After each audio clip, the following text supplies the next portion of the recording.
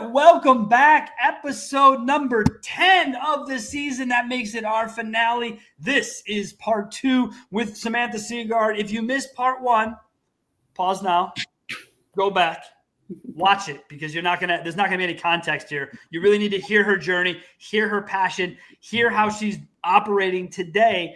The story is pretty amazing, and it's not often that a fire leads to something good, but in this case, it may have just done that. So check it out. So you don't even know what I'm saying right now. You got to go back and check it out. You got to know. It's a teaser. It's what we call it. All right. Part 2 here, all about social cannabis. And by that, I mean social media and cannabis. As I've said before, there are few people in the social world like my buddies at Fat Nugs Magazine. So if you're looking to get your message out on social media, that's the brand to do it with. Whether you're a retail partner, brand partner, look them up, get to understand what they're doing. Dustin and his team are unbelievable. Now, that's the good part of social. Samantha has what I would refer to as some frustration with social. Samantha, why don't you just go ahead and set the stage about some of the issues that you have had or encountered with cannabis social? Hey guys, Samantha with Fresh Connection here. Thanks again so much for having me, and thank you, Dustin and Fat Nugs. Love you guys, and we are one of the partners. We look at that. We got a brand partner on the show. You know, that's how you know this whole thing's working, right? When everybody's coming together, and it's no surprise to me that Samantha would be a partner with Dustin because it's two really great humans. So we do appreciate that. And like you were mentioning, something bad, something good coming from something bad. Actually, me meeting Dustin and the whole Fat Nugs thing was kind of a product of Instagram and Meta's censorship of me, which really led me to LinkedIn as a new platform and avenue to grow my following. But now it appears I'm also shadow banned there to some extent. So, well, that's unfortunate with LinkedIn, because that's the only way I would find your content. I don't do the other socials. I don't really understand why it has to be this bad. I remember at the beginning of the year, there was some positive, like, oh, Instagram's going to change things and they're going to do this, they're going to do that. People typically don't change, Samantha. Okay. It's not typically how it works. So your experience being shadow banned on these platforms, do you know what's leading to it? Because there's nothing crazy about what you post. There really isn't. I mean, unless you're not allowed to show sexy pictures of plants, which I guess maybe that's the part. But do you have any idea what's leading to this, Samantha? Well, what I really think, in all honesty, is that the big brands that have a lot of money see that smaller brands that have a bit of a following are coming online, and so they target our accounts. And then you could write certain words like small batch, craft. Of course, you can't write the word cannabis or weed or anything like that, but certain words like small batch and craft, I believe, maybe being targeted by some of these larger corporations who probably are paying someone or a bot software to scrape the internet and search for these terms. And when they find them, start flagging your account because, it'll be posts from months ago that'll get flagged. At this point, I barely even post because it's just, I'm risking losing my whole following. And it's just, when I have lost it for a few days, it's like I feel like physically ill. Like it's not normal to be feeling this way. Like something is definitely. Yeah, we might have a dependency issue we need to dive into here real fast, Samantha. I'm concerned about you, but let me tell you this. Yeah, I notice when people go missing on my LinkedIn feed because I'm kind of crazy about it. I like what I like. So I get when this happens. I don't think any of us should feel disconnected to social, but we do, and it's what we're doing. For you and social, this idea of cannabis corporate espionage is not the first time that I have heard this. And it is concerning, the big guy trying to step on the little guy, especially in the old post. So, Samantha, I've never gotten these, and people ask me all the time, this show is represented on IG, TikTok, and LinkedIn. has never had anything happen to it ever in its life. In any strikes, in any capacity. I got one strike on YouTube because I linked to my buddy's, the first show or second show ever. I linked directly to his website, which is a THC website. And they're like, hey, no, you are penalized. You sit there in the corner for 30 days and think about what you've done. And I'm like, all right, I just won't do that again. And that was it. So I don't face this censorship from the show's perspective. We go about our lives. When you get these, is it consistent to a message or anything, or is it just you and your posts? Are they big ones? Were they ones that got a lot of attention that people go back and knock down? Like anything you're seeing in there that stands out? I mean, if it's violating the rules, which is any kind of bud shot. I've even been flagged for just empty boxes, empty jars, nothing in them. I mean, so commonly people ask me like, hey, can we smoke on the show? I'm like, no, I can't. Like, first of all my stuff is set up through Wisconsin. So that's how CannaBiz, YouTube knew about me. They were like, hey, you can't do this. You're not in a state. Like, that's not cool. And so we all know that about ourselves. But you live in a state that's legal. You operate in a legal state. And don't tell me for one fucking second that these people, these social media companies don't know your geography. Please. This is nonsense. I will not listen to this. So it's haters then, Sam. Is that what we're talking about here? I think it's competition is what it is. It's just, there's enough space for everybody, folks. I got news for you. There's enough space. Yeah, well, not when you took $50 million out. There's not. That's the problem, is all these people just spent way too much and have just been, paying them. We see it all the time. It sucks. I hate that part of it. I hate when the bigger names come in, they start to just buy up all the permits, or they, like when Illinois, bordering state to me, they went out their permits. A couple of friends of mine, we talked about it. We went through the process, and I think somewhere in the process they were like, yeah, $5 million for this, 200 million for, or 200,000 for this, and we were just like, wait, is this like pre-permit costs? And it was basically like, yeah, do all this, and then you should be in line to get one. Like, no, we're not. Sorry, not doing that. So, Samantha, on your end with social, what are you doing to counteract it? I guess you're just doing less of it. Are you trying to just be more like a written word as opposed to bud shots? Like, what are we doing? Because we still want to hear from you. We still want to know what's going on. So how is this going to work? Yeah, so that's I'm now exploring the whole email situation direct to just our customers, obviously, but I do post on LinkedIn. I try to get the word out, but again, some of my posts on there have gotten flagged. I gave up on TikTok because it was just every other thing I would get flagged. Just like I would show oregano, I would get flagged, literally.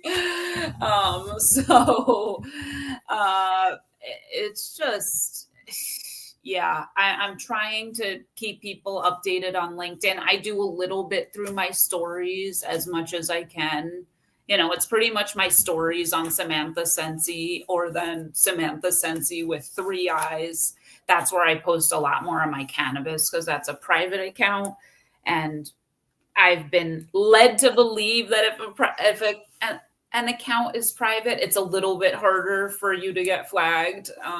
So trying lots of different things, but I just, I really hope I don't just disappear one day, but I might. So find me on LinkedIn, Samantha Seagard. Samantha, have you looked at Blue Sky at all? A little bit, and just haven't gotten much traction on there. It's like there's only so many hours in the day. I can't be on like 5 different platforms. That's what we run into as well. I totally get you there. I'm not on it. I haven't been on it. I've just heard more people talking about the positivity of it all as far as cannabis and all this other stuff. I've had friends who try to launch cannabis socials, of their own, and they're just that app creation takes so much capital and so much ongoing capital that, most of these guys just, it's tough to keep up with.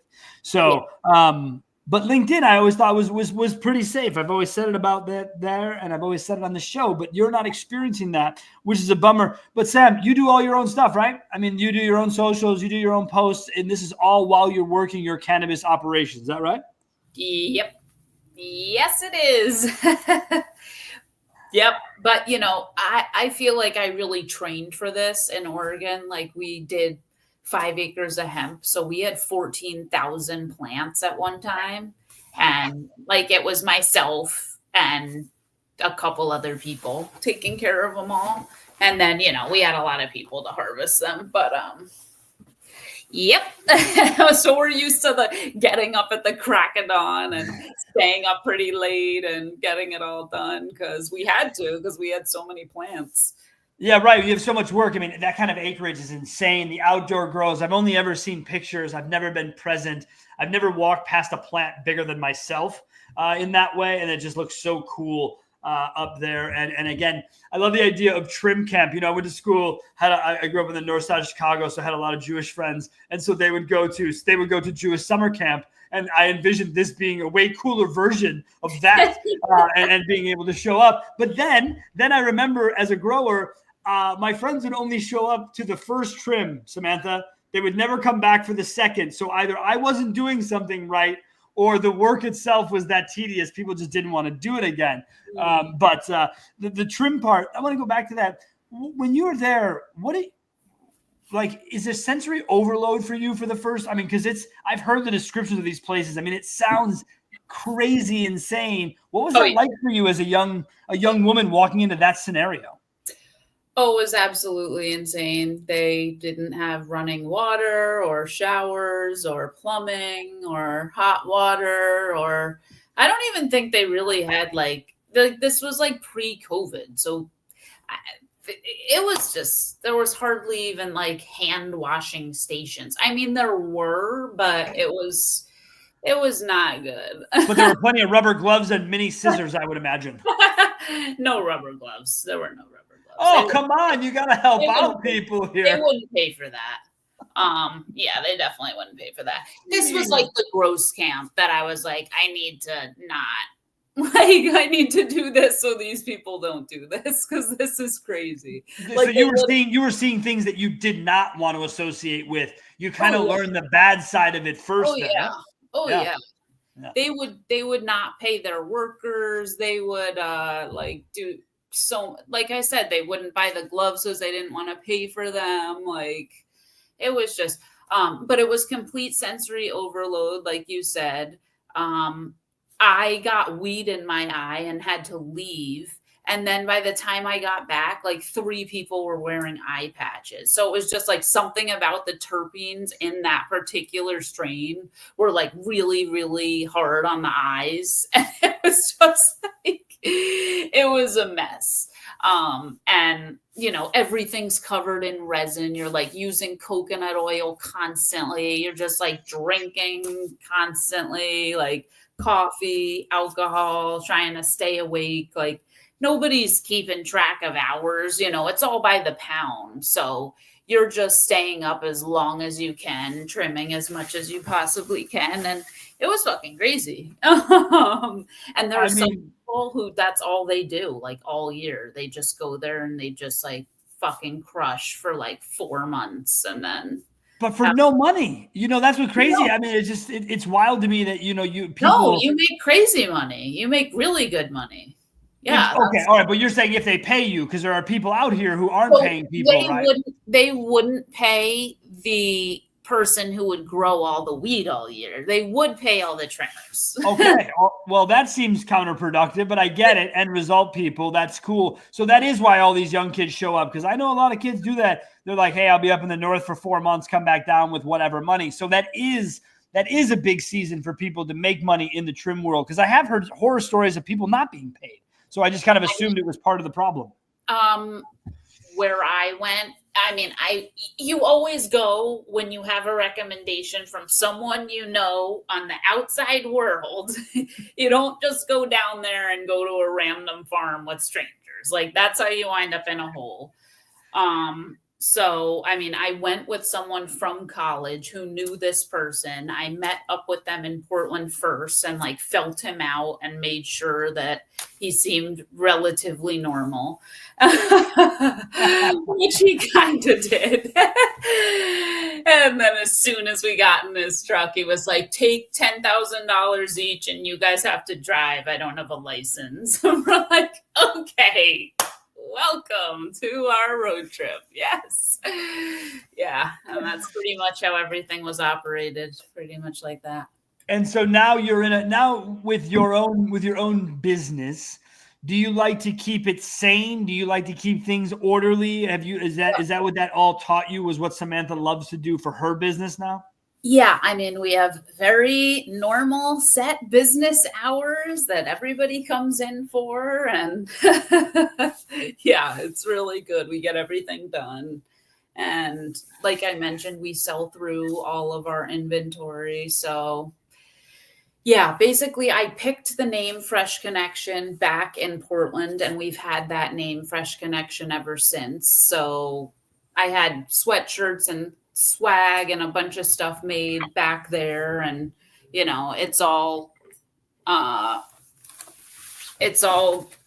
same name here. Keeping it. Have you built out a website, Samantha, for the Fresh Connection? We do. It's freshconnectionboston.com.